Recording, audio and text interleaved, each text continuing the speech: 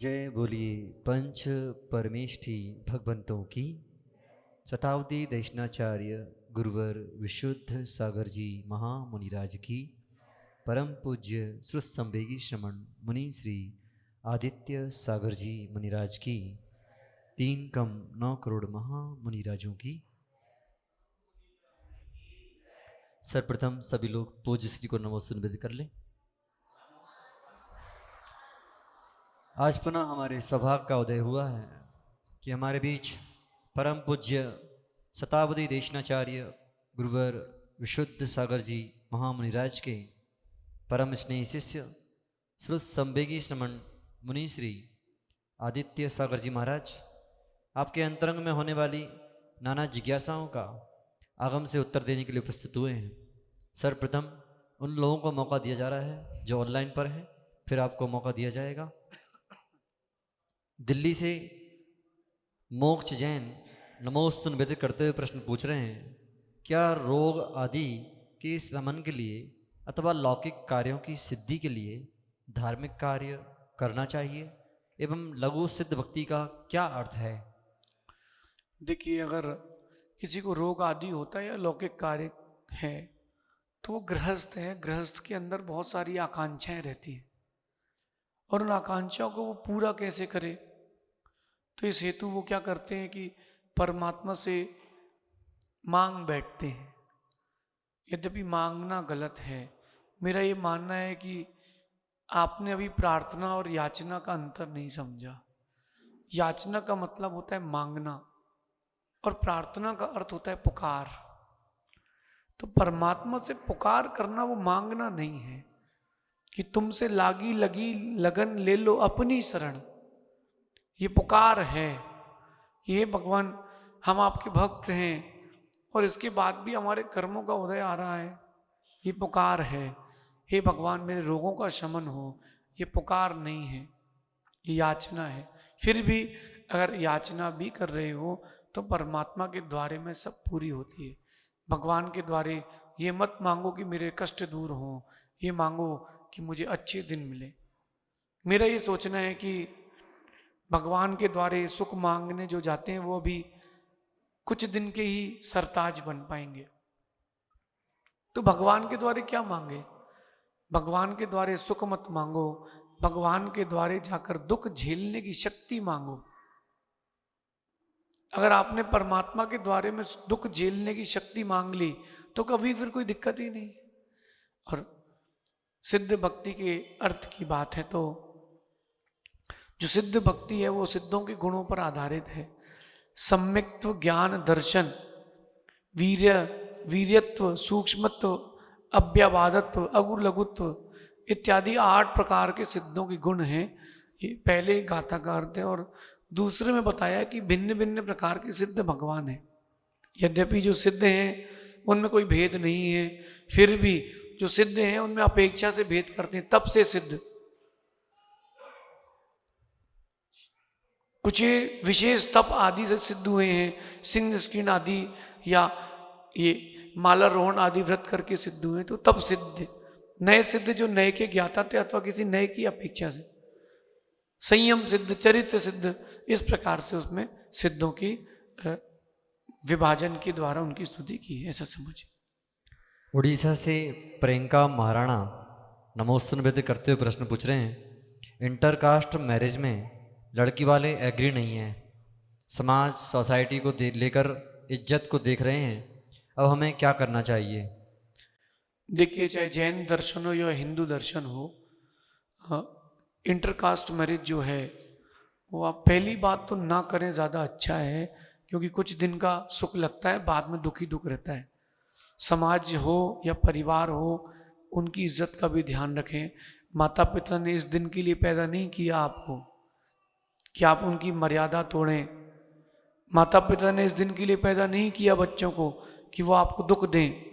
माता पिता ने इसलिए जन्म दिया है कि आप उनकी अपमान ना करके सम्मान के स्थान को बढ़ाएं।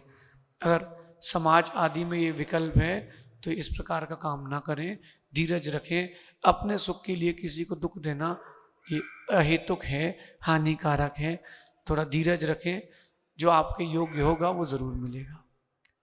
सांवेर राजस्थान से पारस जैन नमोस्तु निवेदन करते हुए प्रश्न पूछ रहे हैं, ऐसा क्या करें कि जो भी पढ़ें वो हमें लंबे समय तक याद रहे। बहुत अच्छी बात। देखिए आज का समय ये चल रहा है कि पढ़ तो सब रहे हैं लेकिन रिटेंशन नहीं हो रहा, धारणा में नहीं आ रहा। धारणा में आए उसके लिए दो काम करें, एक बहिरंग एक अंतरंग। अंतरंग में क्या करें, आप शांति संक्लेशता रहित और धैर्य की परिणति रखें, तो वो आपके अंदर जब मस्तिष्क ठंडा रहेगा, उपयोग रहेगा तो याद होगा। और बाहर में अभ्यास होना चाहिए। कहते हैं कि खोदनते पानी और घोकनते विद्या। खोदनते पानी घोकनते विद्या। कोई बोल दे पानी नहीं है, वहां निकलेगा पानी, एक दिन पानी जरूर निकलेगा। तो वो खोदेंगे तो जरूर निकलेगा। और घोकंत विद्या यानी आप उसको समझ के पढ़ेंगे तो विद्या का धारणा भी बनेगी। ये मति शुद्ध ज्ञान की प्रकृष्टता से धारणा प्राप्त होती है। उसके लिए शास्त्र का दान भी करें। कोई अगर पढ़ना चाहता है तो उसको पढ़ाएं। अब क्षयोपसम बढ़ाने का प्रयास करें, लेकिन मेरा मानना है निरंतरता किसी भी चीज के लिए पर्याप्त है। अभ्यास से बड़ा कोई गुरु नहीं है। धारणा अगर आपकी मजबूत नहीं है तो आप निरंतरता रखें, आपकी वो धारणा आएगी। और बुद्धि के ऊपर है। जैसे बच्चे खेल रहे हैं, आपने देखा ना, अभी बच्चा हल्ला कर रहा है। एक एग्जाम्पल लेते हैं। अभी इसको नहीं पता कि कर्म का बंध कर रहा है कि जिनवाणी के बीच में इनके जो परिवार के लोग आए हैं उनको भी नहीं पता कि कर्म का बंध हो रहा है। लेकिन जब ये उदय में आएगा तब ये प्रश्न ये करेगा कि आज हमको याद क्यों नहीं हो रहा है। कहीं ना कहीं वो कर्म का बंध चाहे बचपन में हो चाहे 55 में हो, उदय में तो आएगा। तो अगर प्रयास ये करें कि अपन जिनवाणी का प्रकाशन कराएं, उससे आपके ज्ञानावर्णी कर्म का क्षयोपसम बढ़ेगा। जिनके बच्चे हैं वो लोग थोड़ा सा बच्चों को व्यवस्थित कर लें, विघ्न नहीं होना चाहिए। देहरादून से पवन जैन नमोस्तु निवेदन करते हुए प्रश्न पूछ रहे हैं, क्या हम अपने मंदिर जी में आचार्य भगवंत की मूर्ति रख सकते हैं वेदी पर, वेदी बना करके? देखिए, अरहंत सिद्ध आचार्य उपाध्याय साधु पंच परमेष्ठी की मूर्ति का व्याख्यान आगम में मिलता है। कुछ दिन पहले उपाध्याय परमेष्ठी की प्रतिमाओं की स्थापना हुई थी और भारत में बहुत सारे साधुओं ने विरोध किया था। और जिस जिस मंदिर में रखी जा रही थी वहां बड़े पथराव हुए थे। ये सागर की बात है, एमपी की। और मुझे लगता है कि जिन जिन ने पथराव किया था वो जरूर रखेंगे अब। तो मेरा कहना है कि आचार्य उपाध्याय साधु अरहंत सिद्ध सारे तीर आचार्यों की या फिर पंच परमेष्ठी की प्रतिमा रखने का आगम में वर्णन है। भगवती आराधना और प्रतिष्ठा ग्रंथ में इसका विशेष व्याख्यान भी मिलता है। लेकिन आचार्य उपाध्याय और साधु की प्रतिमा उनकी समाधि के पश्चात रखी जाती है, पहले नहीं। पहले से रखना अनिष्टकारी है। अगर कोई श्रावक रखता है तो अपने विवेक से रखे। आप प्रतिमा समाधि के पश्चात रखी जाती है, पहले से नहीं रखी जाती। और रख सकते हैं स्वतंत्र रूप से, वेदी पर भी रख सकते हैं। और जो वेदी बनी हुई है उसमें भी अरहंतों के साथ या उनके बगल से नीचे भी रख सकते हैं, कोई इसमें दोष नहीं है। लेकिन उसकी गिनती भी गिनी जाएगी प्रतिमाओं में। जो कटिंग वाली प्रतिमा आती है सिद्धों की, वो गिनती में नहीं आती। बाकी वो प्रतिमा सांगोपांग है, इसलिए गिनी जाएगी। और आचार्य परमेष्ठी, साधु परमेष्ठी, उपाध्याय परमेष्ठी की जो मूर्ति है उसमें समचतुर संस्थान की कोई आवश्यकता नहीं है। वो क्योंकि वर्तमान काल की अपेक्षा से है। पूर्व में भी मुनियों की बहुत सारी प्रतिमाएं वर्तमान में पूर्व के मुनियों की उपलब्ध है। विदिशा में किले के अंदर महाकीर्ति मुनिराज की मूर्ति है, लगभग 800-1000 साल पुरानी, लगभग इतनी होगी। और देवगढ़ में तो बहुत सारी आचार्य उपाध्याय परमेष्ठी की मूर्तियां हैं ही पहले से। अभी शायद ललितपुर में भी महाराज जी ने रखवाई थी, और भी जगह है। तो मूर्ति रखने का निषेध नहीं। और सबसे ज़्यादा प्रसिद्ध आचार्य विमल सागर जी की प्रतिमा तो सम्मेद शिखर जी में है ही। अलग से भी रख सकते हैं, साथ में भी रख सकते हैं। और अगर घर में शुद्धि वगैरह हो तो आप घर में भी आचार्य परमेष्ठी की प्रतिमा शुद्धि पूर्वक उसके जो नियम हैं रख सकते हैं, इसमें कोई दोष नहीं है। बूंदी राजस्थान से यथांशी जैन नमोस्तु नृत्य करते हुए प्रश्न पूछ रही हैं। मैं कॉलेज की छात्रा हूँ, मुझे हॉस्टल से यूनिवर्सिटी जाना पड़ता है। मैंने कई नियम भी ले रखे हैं, कई बार नियम अच्छे से नहीं पढ़ पाते और हॉस्टल से मंदिर जाने की परमिशन नहीं मिलती, तो ऐसे में क्या करना चाहिए, मार्गदर्शन दीजिए। देखिए, ऐसा है कि करियर से पहले धर्म है। अगर आप कैरियर की बात करते हैं तो हमारा करियर इम्पोर्टेंट है, नहीं, धर्म जिसके पीछे छूट जाए वो इम्पोर्टेंट नहीं है। करियर आपके लिए इम्पोर्टेंट नहीं है, धर्म इम्पोर्टेंट है। फिर भी आप पढ़ाई आदि कर रहे हैं तो कम से कम जिनवाणी के दर्शन ये तो करते ही रहें। हफ्ते में 2 बार 4 बार मंदिर ज़रूर जाएं। और रही बात नियम टूटने की, तो जिस पढ़ाई से नियम टूट रहे हैं वो पढ़ाई फिर आगे क्या क्या तोड़ेगी।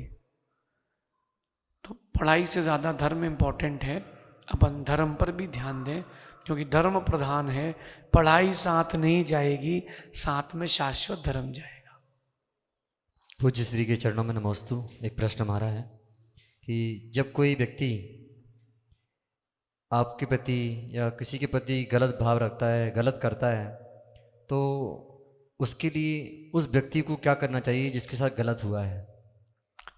देखिए, अगर कोई कभी व्यक्ति आपके साथ कोई गलत बात कर दे, गलत क्रिया कर दे और मौका पड़ने पर वो आपकी शरण में आए, तो कहते हैं कि राम जो थे वो शरणागत वत्सल्य थे। जिसने पीठ में छुरा भी भोंका हो तो ऐसे व्यक्ति को भी शरण देना ये महापुरुषों का कर्तव्य है। इससे बड़ा फायदा है, पहले तो बैर खत्म हो जाएगा। जो बैर था वो आने वाली पर्याय तक चलेगा, वो खत्म हो जाएगा। अब वो जो शत्रुता थी वो समाप्त होकर मित्रता में बदल जाएगी। और सबसे विशेष बात, दुनिया को उसने कहा था कि तुम गलत हो, तो वो अपने आप गलत साबित हो जाएगा। क्योंकि दुनिया समझती है कि जो गलत होता है वो गलत करता है, जो सही होता है वो सही करता है। अपन अच्छे लोगों में आते हैं तो अपन सबका अच्छा करें। विशेष बात यह है कि शत्रु के साथ भी जो मित्रता का व्यवहार करे वही अरिहंत शरण है, वही अरिहंत का भक्त है, ऐसा समझिए। शेष प्रश्नों का समाधान आगे आने वाले समाधानों में होगा। अब हमारे समक्ष जो जिज्ञासुजन हैं आए, क्रम से अपने जिज्ञासा रखेंगे। गुरुवर के चरणों में नमोस्तु नमोस्तु नमोस्तु। महाराज जी, सुबह की जो बृहद शांति धारा में कई शब्द आते हैं, जैसे छिंदी हिंदी बिंदी बिंदी वगैरह, तो उसमें एक जगह तथास्तु या सदास्तु क्या होता है, उसका एक स्पष्टीकरण दें। देखिए, शांति धारा जो वास्तविकता में वो क्या बहुत सारे मंत्रों को जोड़ करके बृहद अभिषेक है। और बहुत सारे प्रकार की शांति धारा होती है, लघु शांति धारा, बृहद। एक और बृहद शांति धारा होती है जो पंचगणक आदि में होती है, वो लगभग 45 मिनट की है। तो ये बहुत सारी शांति धारा है। तथास्तु और सदास्तु का अंतर है। तथास्तु यानी होता है कि वैसा हो, क्या क्या बोलना तथास्तु तथास्तु। ये तथास्तु का जो प्रयोग होता है प्राय करके आशीर्वाद आदि में, या पूज्य लोग आपके जब आपको जिज्ञासा करते हो तो पूज्य उसको कहते हैं ठीक है तथास्तु कर लो। और सदास्तु यानी कि सदा हो। तो मेरा ये मानना है कि जब आप शांति धारा करें तो आप बोलते हो श्री वृद्धिरस्तु कल्याण अस्तु, तो अपन को बोलना चाहिए सदास्तु, कि हाँ हमेशा ऐसा हो। तथास्तु बड़े लोग आपको बोलेंगे बेटा तथास्तु आपका कल्याण हो। कोई बोले गुरुदेव आशीर्वाद दीजिए आप मेरा कल्याण हो, तो उससे कहेंगे तथास्तु जा तेरे साथ ऐसा हो। तो सदास्तु का प्रयोग ठीक है, करना चाहिए। तथास्तु बोल दिया तो कोई पाप नहीं है, लेकिन सदास्तु ज्यादा उचित है। श्रावकों को सदास्तु भी बोलना चाहिए, ज्यादा उचित सदास्तु है। तथास्तु बोल भी दे तो कोई पाप नहीं है, लेकिन उचित सदास्तु है। नमोस्तु महाराज जी।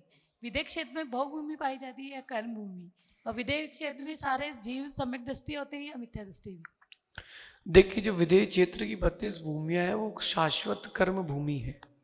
वो तो विजय क्षेत्र है, विदेह क्षेत्र या जम्बूद्वीप के 32 या ढाई द्वीप की अपेक्षा से 160, वो शाश्वत कर्म भूमि ही है। वहाँ किसी भी प्रकार की भोग भूमि की व्यवस्था नहीं है, न वहाँ काल का परिवर्तन होता है। भोग भूमि की व्यवस्था जो है, शाश्वत भोग भूमियाँ जो हरिवर्षक आदि हैं और उत्तर कुरु आदि, वो शाश्वत भोग भूमियाँ प्रत्येक द्वीप में हैं, और आगे आगे के द्वीप में दुगनी दुगनी है। भरत ऐरावत जो 10 क्षेत्र हैं, 5 भरत 5 ऐरावत, वो काल के परिवर्तन की अपेक्षा से भोग भूमि बन जाते हैं, ऐसा समझना। विदेह क्षेत्र में दोनों प्रकार के जीव हैं। सम्यक दृष्टि भी है, मिथ्या दृष्टि भी है। और सम्यक दृष्टि जो है वो अरहंत आदि की शरण ले लेते हैं। मिथ्या दृष्टि जो है वो भाव मिथ्यात्व में जीते हैं। विदेह क्षेत्र में द्रव्य मिथ्यात्व नहीं है कि जो कुदेव आदि की प्रतिमाएं वर्तमान में दिख रही हैं, कुछ शास्त्र आदि दिख रहे हैं, ये वर्तमान में है हुंडा अवसर्पणी काल के कारण। विदेह क्षेत्र में ऐसा द्रव्य मिथ्यात्व भी नहीं है। एक बात विशेष तिलोय परिणति ग्रंथ में लिखी है कि पंचम काल में 123 जीव इस भरत ऐरावत क्षेत्र से मरण करके विदेह क्षेत्र जाके मनुष्य बनेंगे। भद्र मिथ्या दृष्टि रहेंगे, यहाँ से मरण करके विदेश जाएंगे, विदेह क्षेत्र जाएंगे और विदेह क्षेत्र में उसी भाव से मोक्ष चले जाएंगे। लेकिन अपन को पता नहीं है कि अपन उन 123 में है कि नहीं, तो अपन ज़्यादा विकल्प ना करके सम्मित की आराधना करें। क्योंकि वरम नरकोपवासों भी जो आचार्यों ने कथन लिखा है कि नरक जाना श्रेष्ठ है सम्मिक्त के साथ, और मिथ्यात्व के साथ स्वर्ग जाना श्रेष्ठ नहीं है। तो विदेह क्षेत्र में मिथ्या दृष्टि सम्यक दृष्टि दोनों हैं। वर्तमान में भी वहाँ आप भी जन्म ले सकते हो, लेकिन मिथ्यात्व के साथ जाओगे।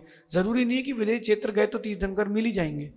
भारत इतना बड़ा है, यहाँ तीर्थंकर का समूह शरण भी आ जाए, ये पूरे श्रावक नहीं जाएंगे, दुकानदारी करते रहेंगे, क्योंकि और भी जगह राग रहता है, ऐसा समझ।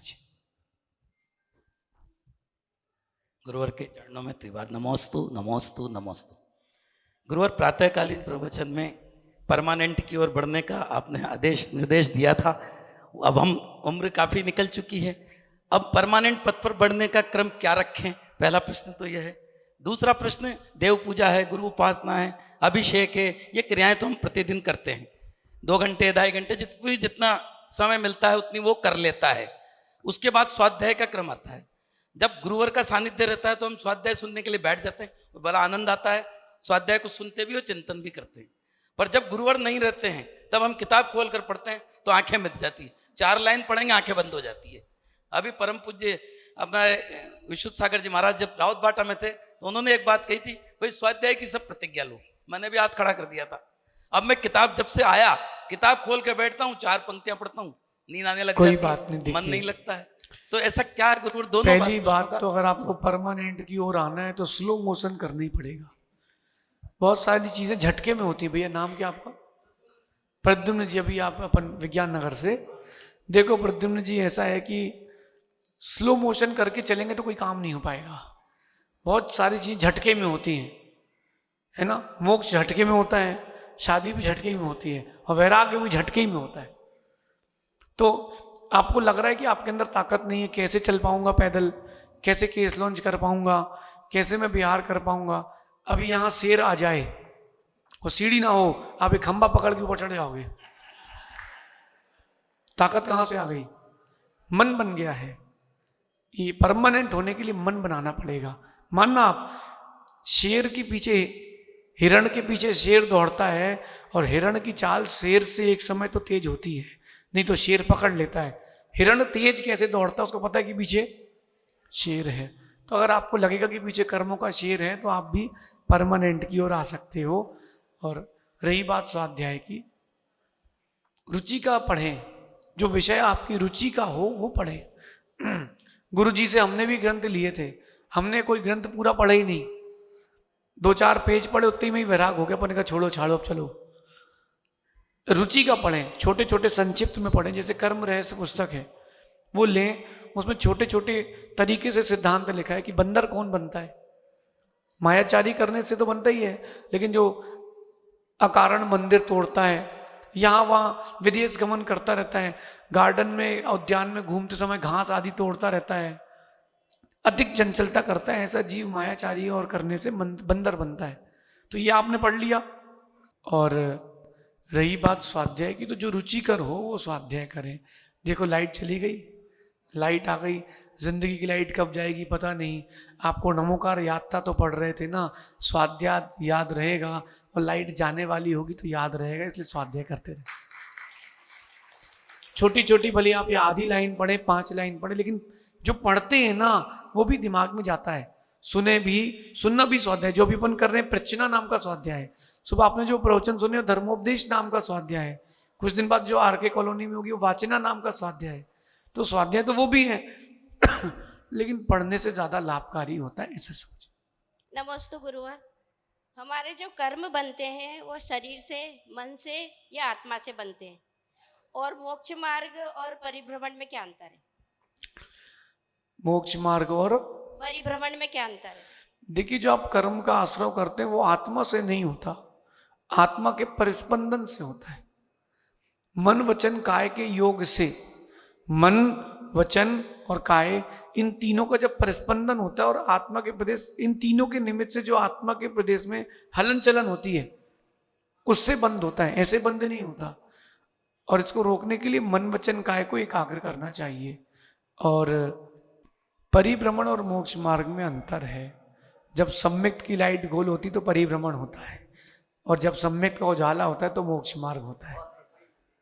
तो जो मोक्ष मार्ग है वो परिभ्रमण बचाने वाला है। परिभ्रमण दुख का हेतु है और मोक्ष मार्ग सुख का हेतु है। परिभ्रमण बहुत सरल है, परिभ्रमण की ओर जाना बहुत सरल है। जैसे आप देखो कि 2 मिनट में जो फूड बन जाता है, पैकेट फूड, वो बड़ा पचाने में उसको 2 साल लग जाते हैं। तो परिभ्रमण जो है वो बड़ा सरल है, मोक्ष मार्ग बहुत कठिन है, ऐसा समझ। महाराज जी के चरणों में नमोस्तु नमोस्तु नमोस्तु। महाराज जी, मेरा प्रश्न यह है कि हम लोग धर्म करने के लिए मंदिर आते हैं, पुण्य करने के लिए आते हैं, तो पुण्य और धर्म में क्या अंतर है, और हम क्या करें कि हमें पुण्य भी मिले और धर्म भी मिले, और दोनों में डिफरेंस क्या है? देखो अध्यक्ष जी, ऐसा है कि पुण्य कमाने का साधन धर्म है।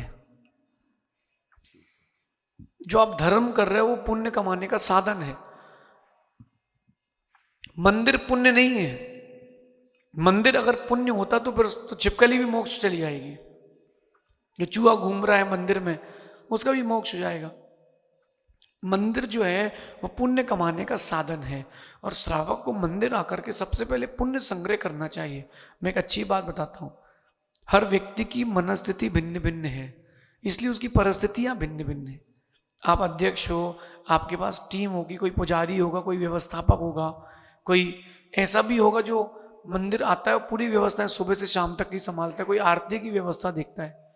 तो ये लोग नहीं होंगे तो व्यवस्थाएं अव्यवस्थित हो जाएंगे। तो एक व्यक्ति तो व्यवस्था के लिए चाहिए। तो लेकिन क्या वो जो व्यक्ति है क्या अपना धर्म छोड़ देगा? मेरा जैसे जो व्यवस्थापक है उनसे भी कहना है, क्योंकि आप जब किसी पद में आ जाते हो तो जिम्मेदारियां बढ़ जाती हैं। तो मेरा कहना है कि क्या किया जाए, सबसे पहले आकर के मंदिर में आप श्रावक बन के पूजन अभिषेक कर लें। फिर इसके बाद जो अव्यवस्थाएं हो रही हैं या कुछ काम है फिर उस पर ध्यान दें। शुरू में आते ही यहाँ का बल्ब खराब है, वहाँ जाला लगा है, यहाँ पाटा क्यों रखा है, ये ना देख करके सबसे पहले अपन पुजारी बन के अभिषेक पूजा कर लें। फिर जो व्यवस्थाएं अव्यवस्थित हैं उनको व्यवस्थित कर लें, तो पुण्य का संग्रह भी होगा और धर्म भी होगा। और आप लोग तो वैसे तलवंडी वाले पुण्य आत्मा हो। देखो, जिनके यहाँ के अध्यक्ष साधुओं को नहीं लाए वो बेचारे समाज के लोग पापी लोग हैं। आपके यहाँ के अध्यक्ष गुरुजन को लाते हैं, आप लोग पुण्यात्मा लोग। नमोस्तु। नमोस्तु महाराज जी। महाराज जी, मेरा प्रश्न यह है कि आत्मा, बहिरात्मा और परमात्मा में क्या अंतर है? देखिए, त्रिधात्मा सर्वदेह से एक बहुत सुंदर श्लोक लिखा है आचार्य पूज्यपाद स्वामी ने समाधि तंत्र में कि हर आत्मा में 3 आत्माएं हैं। अब वो जिसको प्रकट कर ले, बहिरात्मा, अंतरात्मा, परमात्मा, ये प्रोसेस है, शुद्ध करने की प्रोसेस है। एक जो गेहूं है वो बहिरात्मा के समान है, वो जो आटा बन गया वो अंतरात्मा के समान है, जो रोटी बन गया वो, या घी को दूध को ले लो, जो दूध है वो बहिरात्मा के समान है, जो मक्खन बना है वो अंतरात्मा, जो घी बन गया वो परमात्मा। ये दृष्टांत है। अब अपन राष्ट्रांत पे आते हैं। जो बहिर्द्रव्यों को अपना माने, पर द्रव्य को निज द्रव्य रूप माने, ये जो पिछी है ये मेरी है। अब मैं बहिरात्मा नहीं हो गया, ये मेरी है, लेकिन ये मेरी आत्मा का इससे कोई संश्लेष संबंध नहीं है, ये मेरा उपकरण है तो मेरा ही, तो बहिरात्मा नहीं हुए। जो पर द्रव्य को निज रूप निज भूत माने वो बहिरात्मा है कि हमारी और हमारे गुरु की आत्मा एक ही है, शरीर अलग अलग है। हम सब परमात्मा के अंश हैं। बहिरंग पदार्थों को स्वयं के भूत मानना वो बहिरात्मा का चिन्ह। अंतरात्मा जो मोक्ष मार्ग की ओर जा रहा है, जो परमात्मा के प्रति श्रद्धान रखा है, जो आचरण में कुछ ना कुछ ला रहा है ताकि वो मोक्ष मार्ग में गमन कर जाए, तो वो अंतरात्मा। और परमात्मा तो वो है जो शुद्ध हो चुका है, अब जिसमें कभी खटास मिठास राग द्वेष काल के परिवर्तन के बाद भी जो स्वर्ग स्थान से स्वर्ग के ऊपर जो अपना ईशत प्रागभार पृथ्वी वहां से नीचे नहीं आएंगे, वो परमात्मा है। विशेष व्याख्या के लिए आचार्य प्रभाचंद स्वामी की टीका समंत समाधि तंत्र श्लोक टीका इस पर है, या आचार्य भगवान का ग्रंथ है समाधि तंत्र अनुशीलन, उसको भी आप पढ़ेंगे तो इसकी विशेष व्याख्या मिलेगी। एक बात और समझना, बहिरात्मा के अंदर भी परमात्मा की शक्ति है। आप सबके अंदर परमात्मा बनने की शक्ति है, अभिव्यक्ति नहीं है। तो आप भी चाहो तो बन सकते हो, अभिव्यक्ति करके बन सकते हो। अगर कोई अभव्य जीव है जो कभी मोक्ष नहीं जाएगा, उसके अंदर भी तीनों आत्मा है, बहिरात्मा भी है, अंतरात्मा भी है, परमात्मा भी है, बस वो प्रकट नहीं कर पाएगा इसलिए अभव्य है।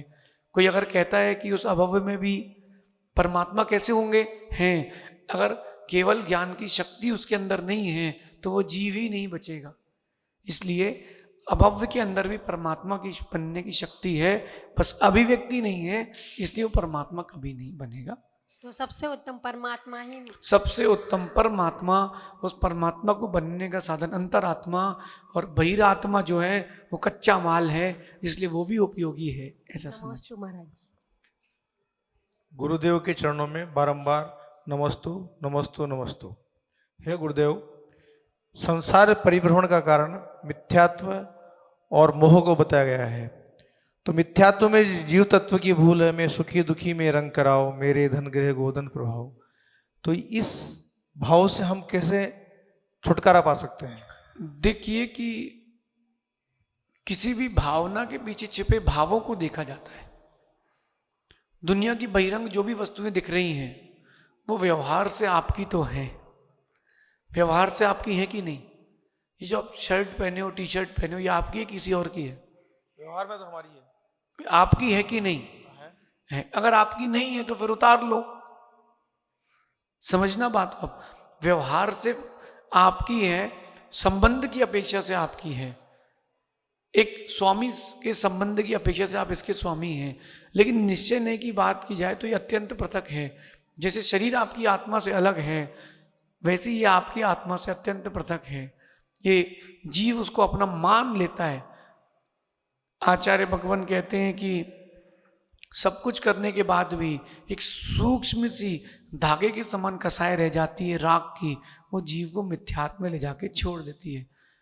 व्यवहार से अहिंसा धर्म पर, देव शास्त्र गुरुओं पर जो आपकी श्रद्धान है, आपका श्रद्धान है, वो आपके लिए सम्मित की ओर ले जाएगा।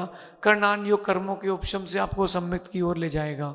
लेकिन प्रयास करें कि जितनी जल्दी हो सके मिथ्यात्व को छोड़ें, क्योंकि मिथ्यात्व बंध का पहला प्रत्यय है।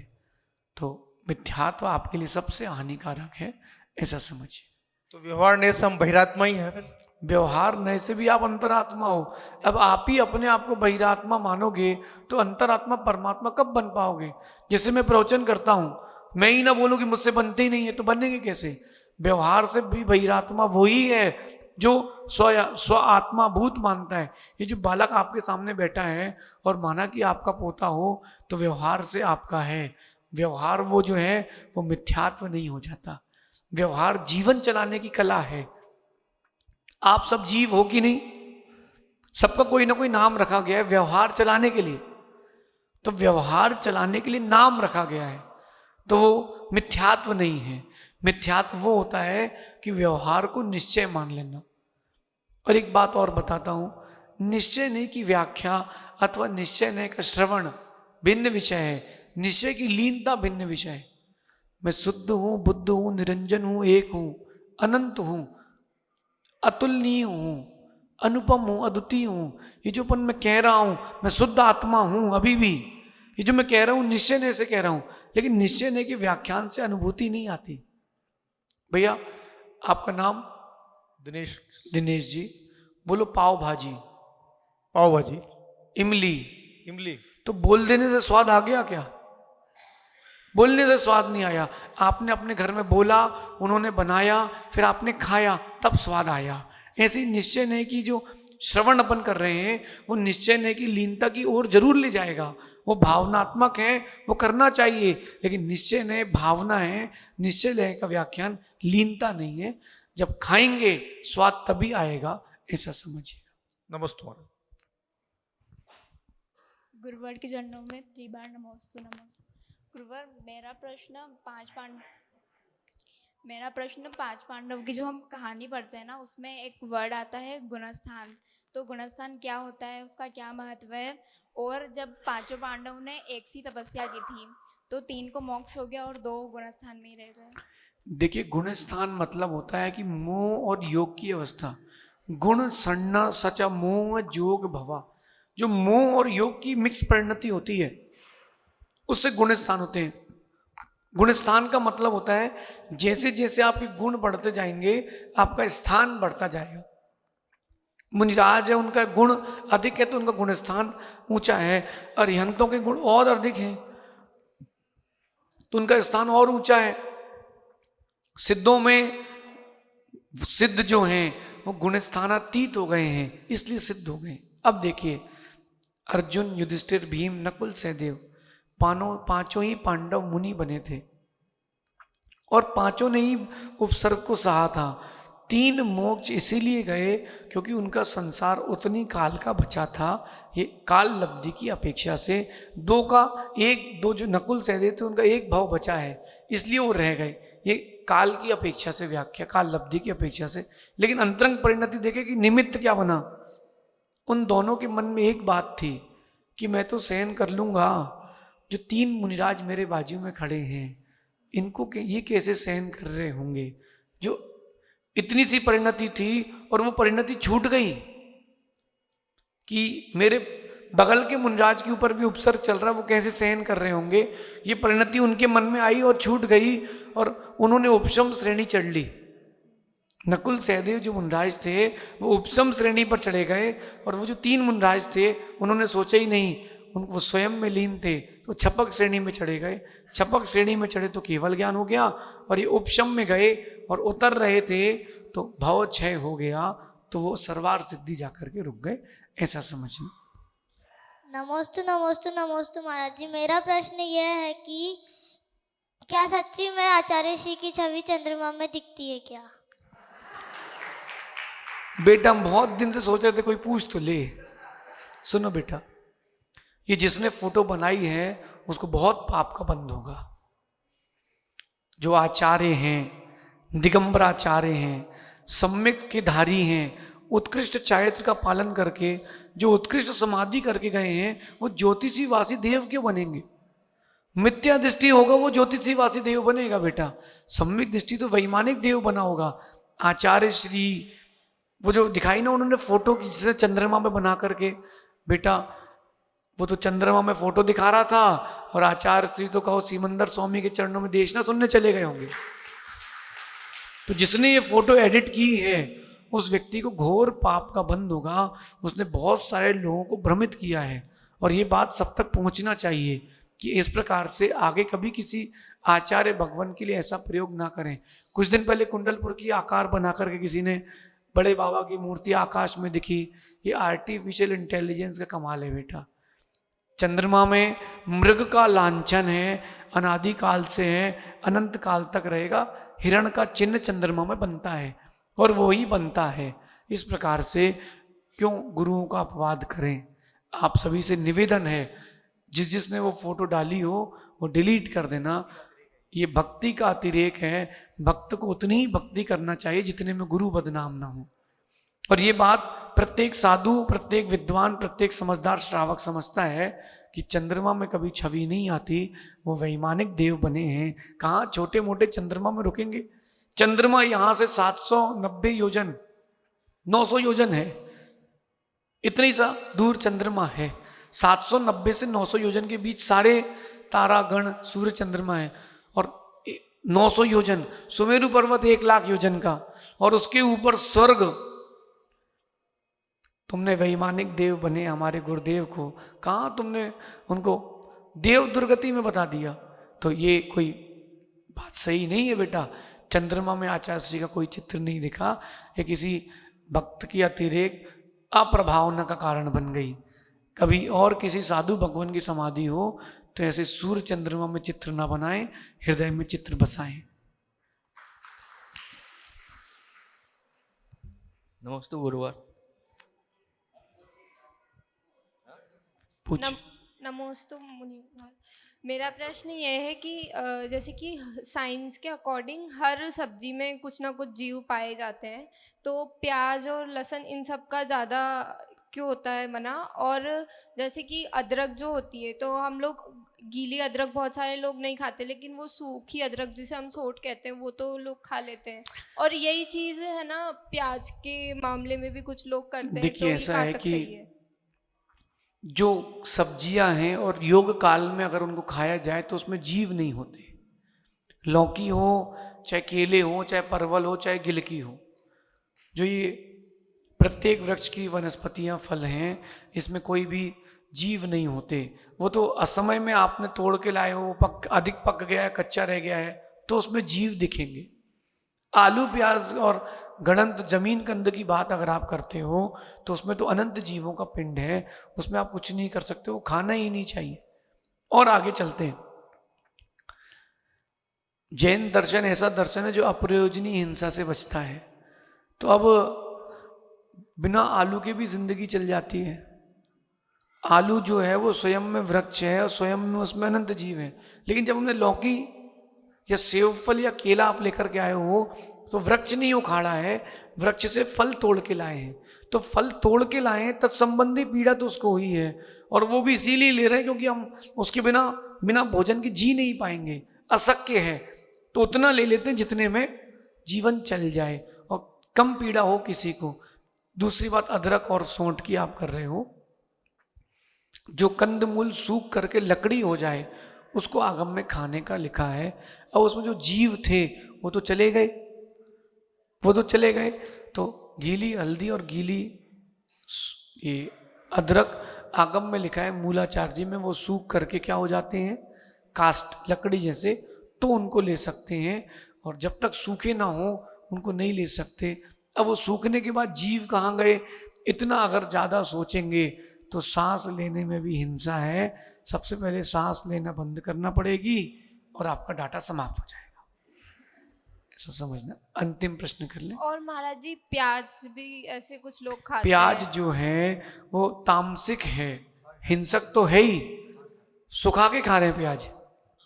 प्याज कैसे सूखेगी भैया, पाउडर करके। अब भैया चटोरों के लिए कुछ नहीं कर सकते। और आयुर्वेद में एक बात की है, प्याज वही माताएं डालती हैं जिनको भोजन पकाते नहीं आता। प्याज डाल दो तो स्वाद प्याज का हो जाता है और भोजन का स्वाद पता ही नहीं चलता। तो आयुर्वेद हो चाहे आगम हो, कहीं भी किसी भी प्रकार से प्याज को खाने का निषेध है। प्याज औषधि जरूर लिखी है, लेकिन जैन दर्शन के हिसाब से बहुहिंसक है, इसलिए वो औषधि भी ना लें।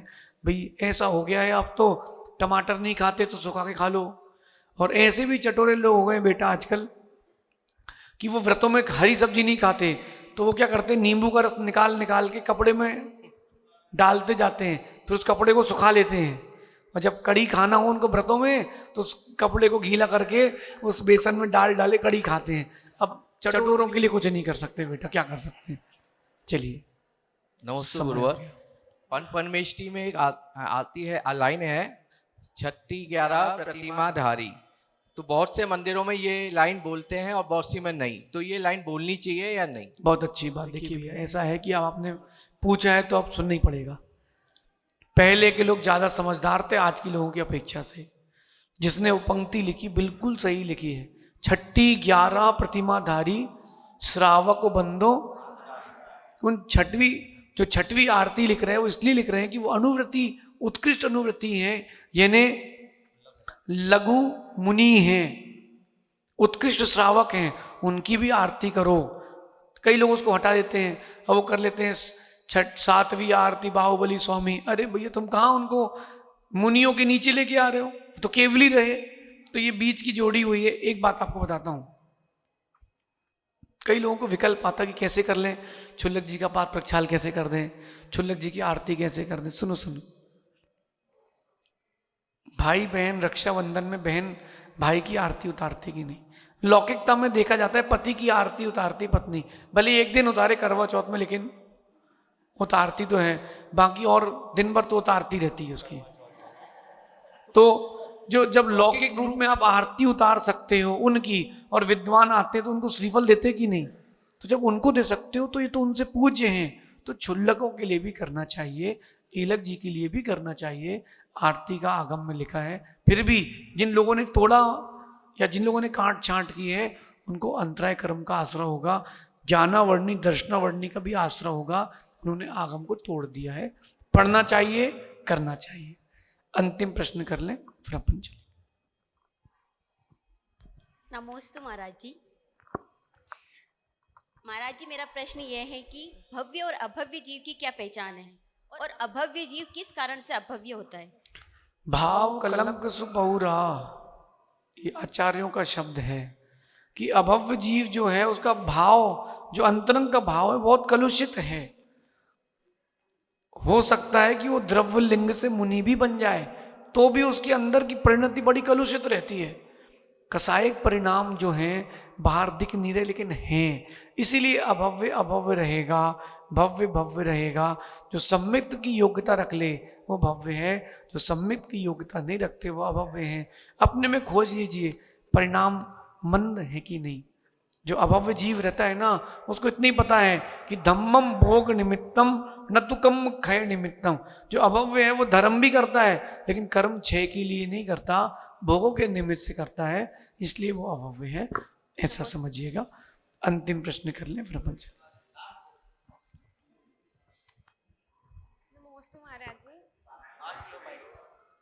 महाराज जी, अभी जब आचार्य श्री की समाधि हुई थी तब उनको उनकी प्रेरणा लेते हुए मैंने घी का त्याग कर दिया था। तो सबने ऐसे बोला था कुछ अधिकतर कि सही नहीं किया, त्याग नहीं लेना चाहिए था, ये उम्र नहीं है। तो क्या महाराज जी मेरा त्याग लेना सही नहीं है, और हम क्या आचार्य श्री की चर्या का 1% भी अपने अनुसरण नहीं कर सकते हैं? देखिए ऐसा है कि घी का त्याग किया आपने, कब तक के लिए? 1 साल के लिए। 1 साल के लिए। तो अगर आपने 1 साल के लिए किया, निर्वाण कर सकते हैं तो कर लें, अच्छी बात है, तपस्या है।